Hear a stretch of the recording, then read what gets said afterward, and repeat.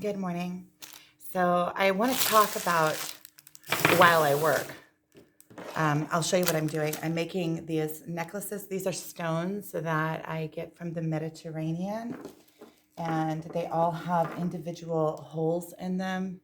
They hold the energy of the sea, of the Mediterranean Sea, and I sell these.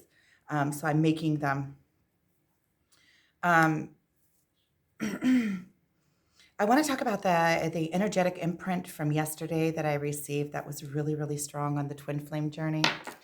Um, so I met with, and I don't want to call him my twin anymore. I want to call him maybe my friend, my best friend, or I don't even know, my counterpart. I don't even really know how to call him. We have such a weird dynamic. It's always changing and moving around and it's atypical. It's not very typical on any basis. Not a typical friendship, not a typical no romance, but not typical for like any kind of relationship. It's just a really strange kind of dynamic. And so yesterday we went and we met at the spring here next to the house, right? Um, I called him in the morning and asked him if he wanted to have coffee, and he said, well, maybe later he's going to the spring, or I asked him if maybe he wanted to go to do something, and he said, well, later he's going to the spring, and then if I want to, we can meet up when he's on his way. And then he called me when he was on his way, and we went.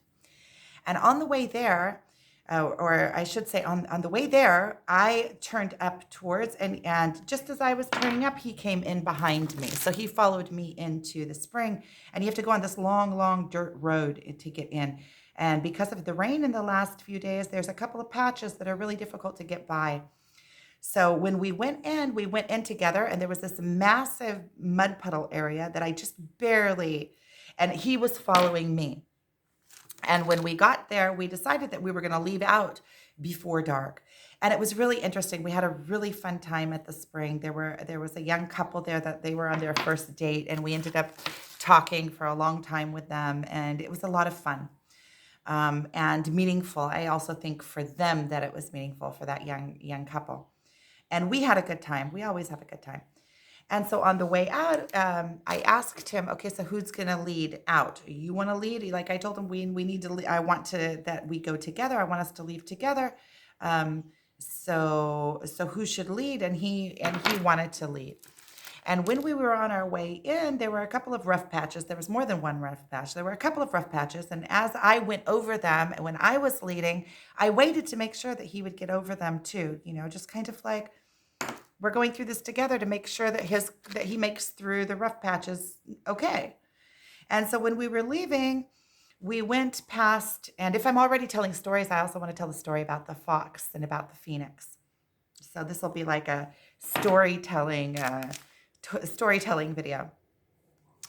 So as we were leaving, he started going faster than I am, and he goes faster. And my tires on my car, I have to swap them out sometimes. So I was going a little bit slower than him, and we got to that really rough patch, and he was already quite a ways ahead of me, and he just went right through it and just kept on going. And first of all, I had the initial kind of like, I didn't want to go through it by myself because I had to go through this mud puddle, and I knew that my car, I had to really give gas to try to make it through it. My car was spinning out on the way through it coming. And I also kind of felt like abandoned, the truth is. I kind of felt like he didn't care. That's what I felt like. And he just kept on going. And I ended up getting to the mud puddle, and I made it through. I had to it really was I slipped and slided. My whole car started going, it started slipping and sliding, but I just gave full gas, and I kind of almost got stuck, and then I got out of it. And I was feeling afterwards, like after I got through the mud puddle, I could just see him off in the distance, just keep on going. I kind of felt like, and now I'm going to go into my being a victim mode, okay? Because that's what happened yesterday. I started feeling like, dude, there's such a difference between how I feel and how he feels. Like he didn't even feel like he didn't even it didn't even phase him for a second that he should stop for a second and make sure that I get through okay. He just kept on going like nothing. And I started feeling like a little bit hurt. And as soon as I started feeling hurt, I started feeling, okay, let go, let go, let go. No, he doesn't owe you anything. Let go of, I'm my own entity. I'm left alone in my life. And actually, I am alone. I'm the only one. And I kind of felt like, okay, he left me alone to get through the muddy patch on my own because we each inside of us have our own a work that we have to do. We have our own spiritual work that we have to do. Nobody else can do it for us. So we have to go through our own mud patches on our own and make it through it. And then we can see that, hey, we can do it. Nobody has to look after us. We can do it. And as soon as I started having those thoughts, like, okay, there's a lesson in this, just quit trying to hold on. He doesn't need to, we're each individually in this together. And if I really did need him and I got stuck, I could call him and he would come back. He's right there. Right. And so I kind of took it as a lesson and also kind of like also an observation of where we are in this, where we are by ways of how we feel. We're each, first of all, another lesson in it is that we are each our own, just like he went through the mud patch on his own and had to make it through his own. I also got to go through the mud patch and make it through on my own. We're each our own entity and we're each level. He doesn't need to wait for me. I don't need to wait for him. We each need to make the path of our own lives independently because we're each an independent being, right? And also in there, see, there's so many different sides to this. There's so many different stories.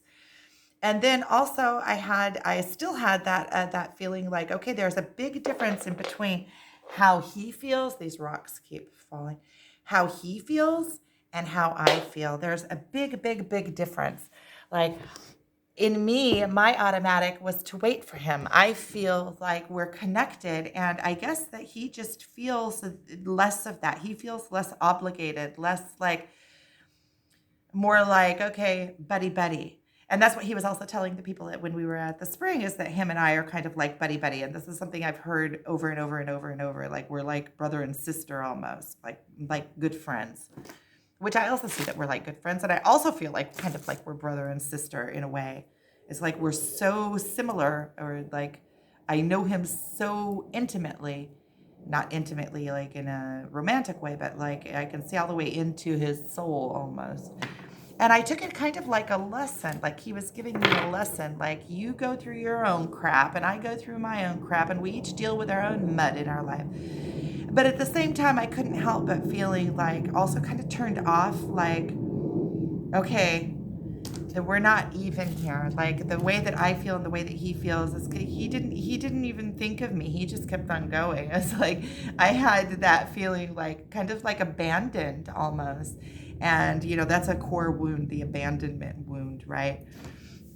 But then at the same, almost instantly as I felt abandoned, I also felt empowered. Like, okay, you're going to have to do this on your own. You are the only one. You're the chosen one in your own life to make it happen. And kind of like I had to trust my own self. And then at the same time, I kind of felt like a little bit hurt. And then he called me. Like I got out of the mud puddle. I kept on going a little ways. I got over another little hump, and then he was already far ahead of me. But I was already feeling hurt, and I already felt like he was just plowing through it and just like, kind of like whatever, kind of like bye. And so I didn't feel like I even wanted to try to keep up with him. I just started going pretty slower than I was before. Kind of like just, okay, just go, dude. Just go do your own thing. Like kind of like, really, dude, we were just together for hours.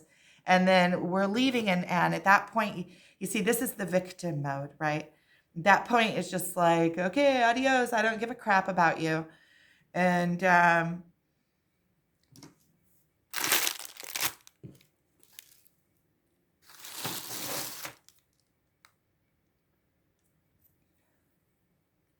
I see that I still have processing to do with this. Otherwise, this pain wouldn't be coming up. Because yesterday, last night, I didn't cry or anything. When I was in the car after he called me. I was kind of feeling hurt, and I just kind of like let him go. Like, I just like, okay, just go, dude. I'm just going to do this on my own. And then he calls me and he said, well, did you make it through okay? How was it? Did you slip from side to side? And he was asking me like, and I felt like he was backpedaling. I felt like he realized that he was just acting like a schmuck when he like just left me. And then part of me feels like he did it on purpose to like show me. He did it on purpose to empower me, like to show me, there you go, you can do it on your own. You don't need me, you see? And I call and I make sure that everything is okay. So I'm still here, but I don't have to be there every minute of the way. You can make it through your own difficulties on your own, and I'm still in the background. I'm still watching over you. And that's kind of what it felt like when he called. And on the other hand, when he called, it felt like he was backpedaling, like, oh yeah, I forgot to even make sure that she made it through okay. And so then he called me and he asked me how it went and stuff. And then after he hung up, we were still on the dirt road, right? After we hung up and I told him I made it through and everything, and then I started crying. I broke down, I started crying because I felt like the truth of the matter is his automatic, see, this is in the 3D mode, right? Because there's all the higher planes that say, oh, it was for my own good. It was showing me that I could do it on my own. It's showing me that this life experience, we're in this body by ourselves. Our life experience is what we make it. Our strengths are our own. We have to make it through life on our own. First, we have to be strong enough to make it through on our own. And then after that,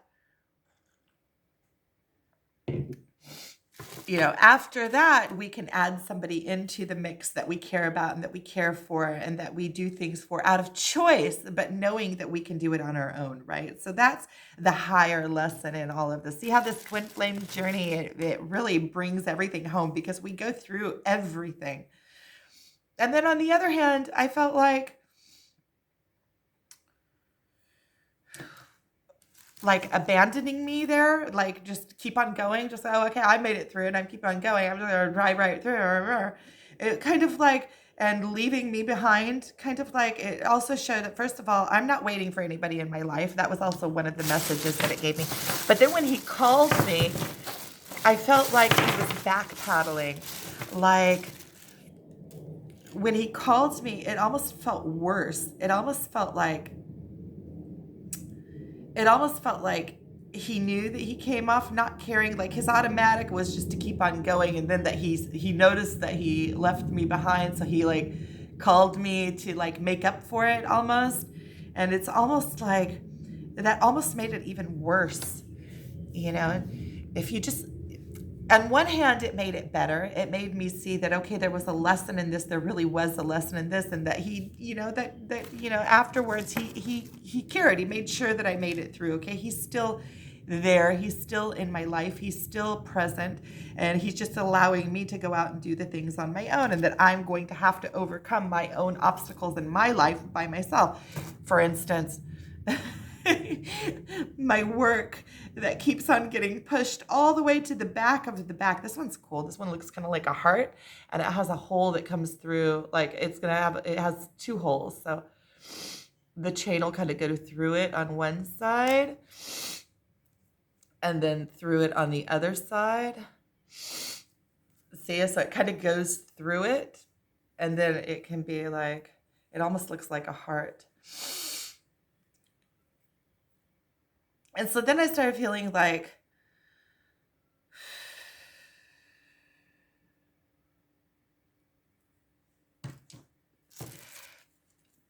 I start crying because I felt like he really doesn't care. Like he pushed through and he kept on going, and then he realized what he did, so he called me like to make up for it, kind of like, okay, you made it through okay? Like as if he cared. But his automatic, his automatic, and you can't fake emotions. You can't fake what you feel. Like my automatic when we were going through and when I was leading, my automatic there was to wait for him at places that were difficult, to wait for him. I get through, I wait for him, make sure that he makes it through. And that's how I feel towards him. Kind of in a way to make sure that I'm there for him if he needs it. And with him, his automatic was kind of like, he doesn't give a crap. And then only afterwards, when he realized, oh, wait a minute, let me make sure that she made it through okay, right? And so then I started crying. And then I just kind of felt like, and I lost him. Like he lost me. He was ahead of me. And I started crying, and so I just left it. I decided I'm not, just left it. I just left it. And I was feeling already, I was already getting the lesson in it that, okay, just let go of him some more. Every single time like this, every single time something like this happens, I let go more and more and more of him. More and more and more. It's like something in me just releases. Like I see like, okay, it kind of turns me off to see somebody that is not, that seeing that not caring about me, it turns me off a little bit. It makes me feel like I don't want that in a relationship. Somebody that doesn't give a crap. Somebody that, has to backpedal. Somebody that their automatic is not caring, that their automatic is not really seeing me at all. But then afterwards say, oh, wait a minute, let me see what's going on. It's like you can't hide how you truly feel. When you truly feel something towards somebody, it gets expressed through your actions. And his actions here are a telltale story, right?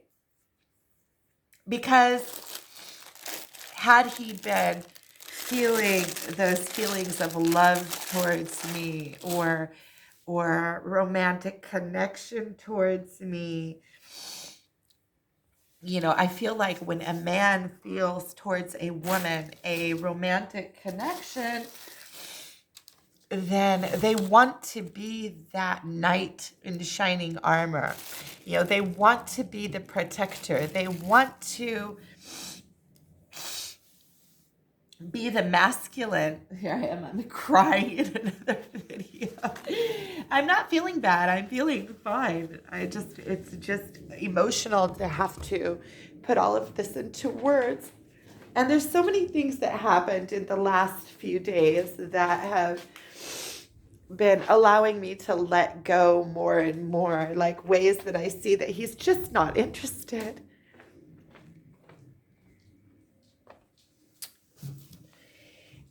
But that we do have a friendship, and that friendship is pretty solid.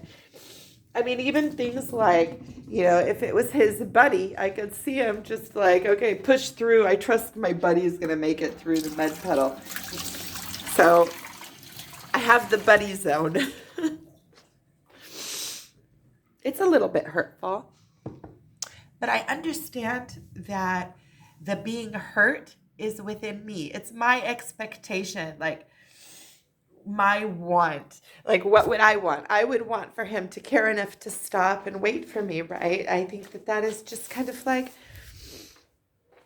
it's sweet. The feeling that somebody stops and waits for you and makes sure that you're okay on your path. I mean, I want that in my relationship. I know that I am that for people that I care about. In my automatic, I am like that. I would wait to make sure that he's safe. Even if it was just, even if I knew that he was going to make it through okay, just like I knew when we were on our way there. I mean, I made it through. I knew he was going to make it through okay. But, just the stopping and, just so that he could feel like somebody's with him, even if he doesn't need it. Okay, he's a big, strong dude. He doesn't need anybody looking after him. He doesn't need any. That's his. He doesn't need anybody. He doesn't need anybody. He is okay just on him by himself, which I get that's where we're all headed on the spiritual awakening. But at the same time, it's nice in the human experience to have somebody there for you. Even if I can do it all on my own, and I already made it through on the way there, and I'm obviously going to make it through, but it's nice to feel like there's somebody there that cares for you and that's looking out for you and that wants for your best interest. What to do. It was emotional. I want to be above it, and I want to say, okay, I'm so far above this. It doesn't matter. I'm strong. I want to be above it, and I can see how to be above it. I can even get into the emotion of being above it. Oh, it's for my own good. Look at me rising. I'm on my spiritual awakening, and I don't need anybody, and I'm strong on my own. But we are, we are social animals. We are. I mean, if we didn't have you know, we need by nature to be in a relationship. And we don't have to be in a relationship, but life is dependent on man and woman being together.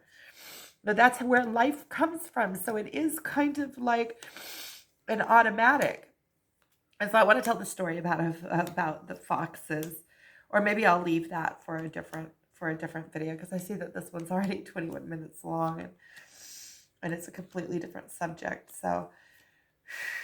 So these are, I guess lessons of doing it yourself, on how the lessons that we get on the twin flame journey, and how, this is how it works. Like, one thing happens and we have 50 different interpretations of it. We can either go down into the sorrow and choose to be victims of the situation, or say, I'll show you what I'm doing now. I'm putting the cards, and these are all the necklaces.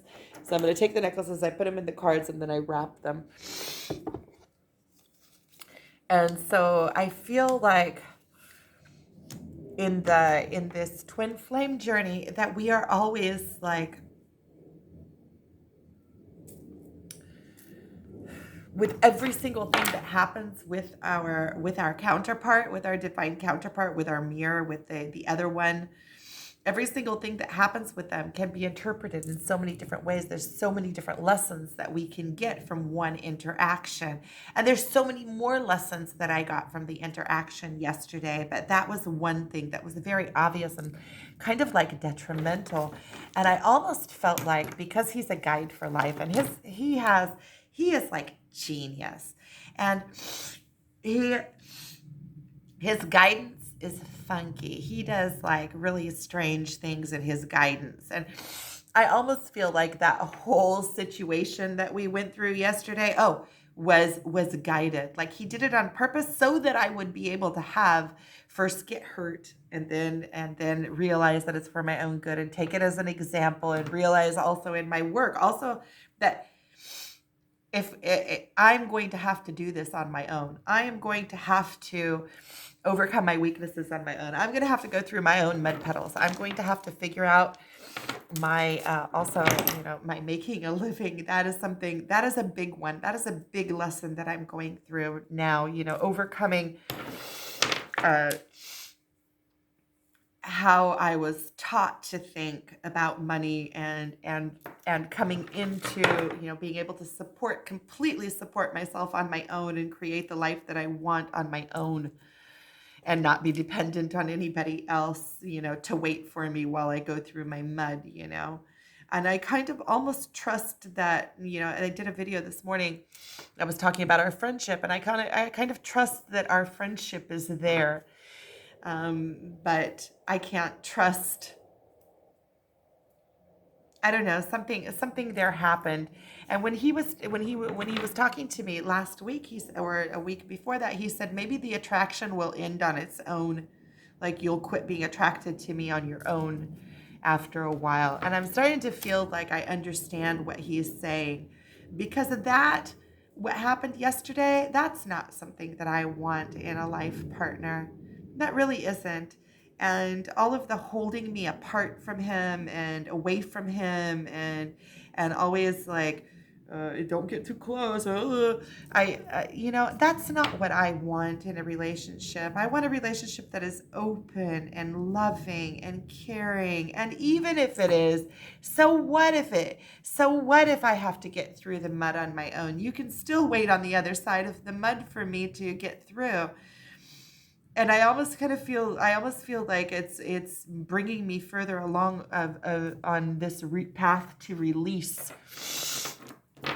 to releasing any kind of expectations. So it brings me even higher on my spiritual awakening. If that would have happened a few months ago, where he just like, I see him kind of like speeding off into the mud, like off into the mud, and just like leaving me behind and not caring. It's almost like he forgot I was behind him or something.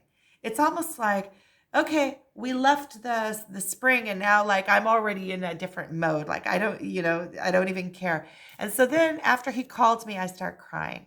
I really did. I just start crying. I let him go. I start going slow and I start crying.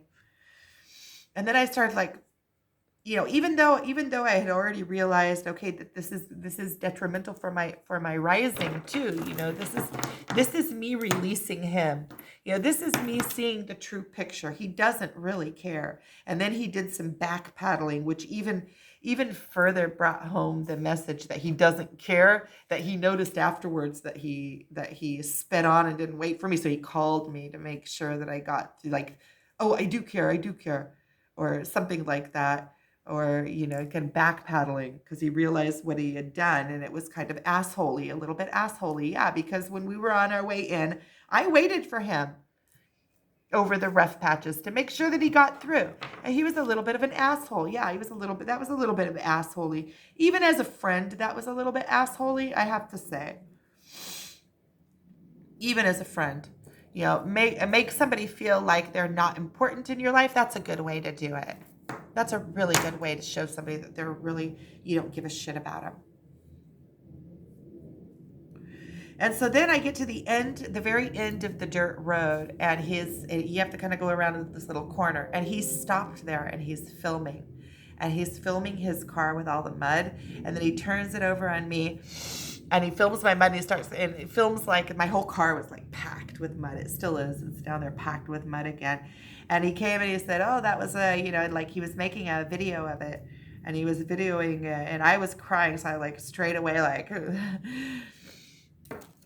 and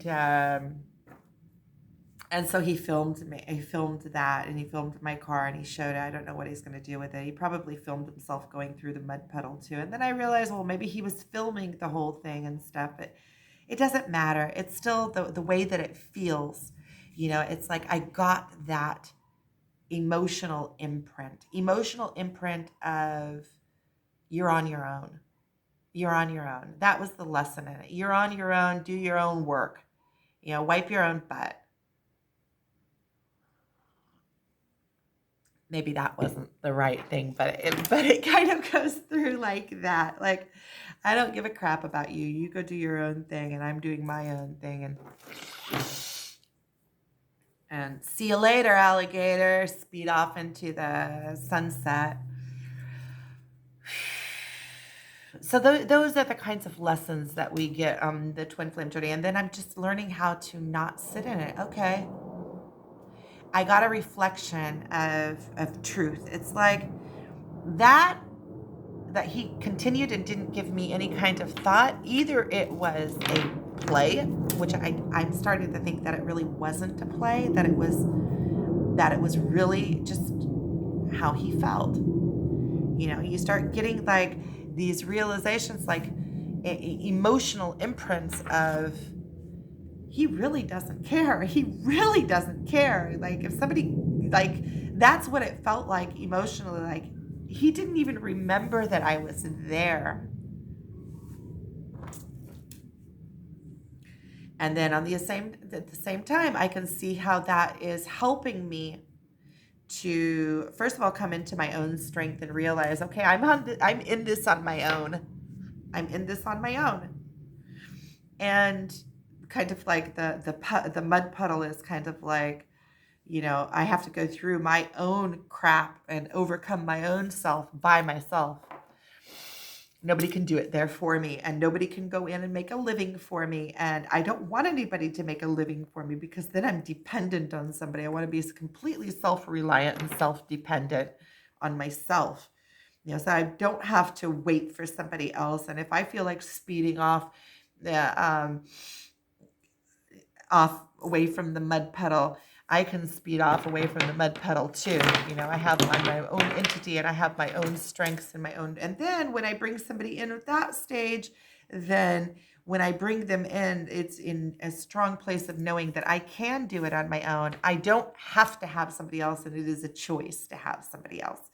So these are the kinds of lessons that you get. And then with him filming it, it was almost like, I almost felt like he knew I was going to be crying, because he knew what he had done.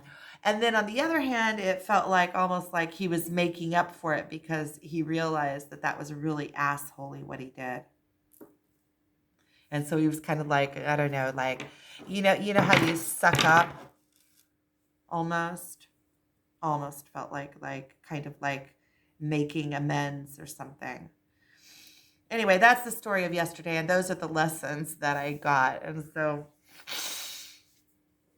I guess that there was still some emotions caught up in there. Otherwise, I wouldn't have cried. I feel a lot more let go now that I was able to vent about it and tell about it and be honest about it and talk about it in a way that, you see, this is why this twin flame journey is also so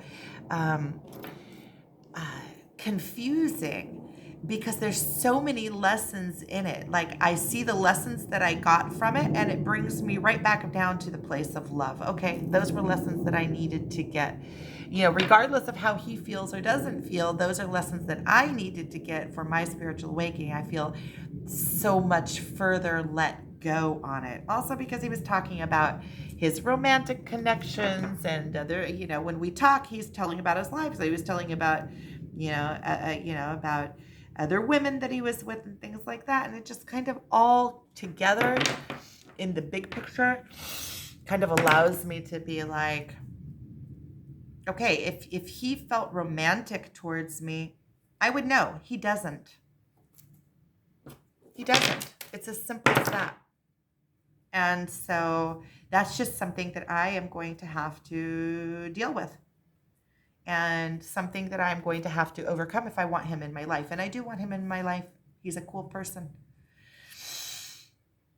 So I feel like I've talked about this enough. So I